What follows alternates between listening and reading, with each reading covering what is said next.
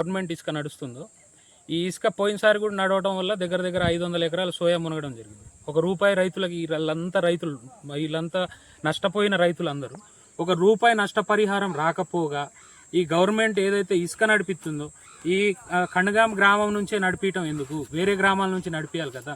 కండగాం గ్రామంలో దొంగ ఇసుక నడిస్తే ఏ ఆఫీసరు రెస్పాండ్ కాడు. మరి గవర్నమెంట్ పాయింట్ కూడా ఇక్కడే పెడతారు. ఇక్కడ నుంచి ఇసుక మీ కోట్ల అనుసారం మీకు ఇన్కమ్ ఇక్కడ నుంచి కావాలా?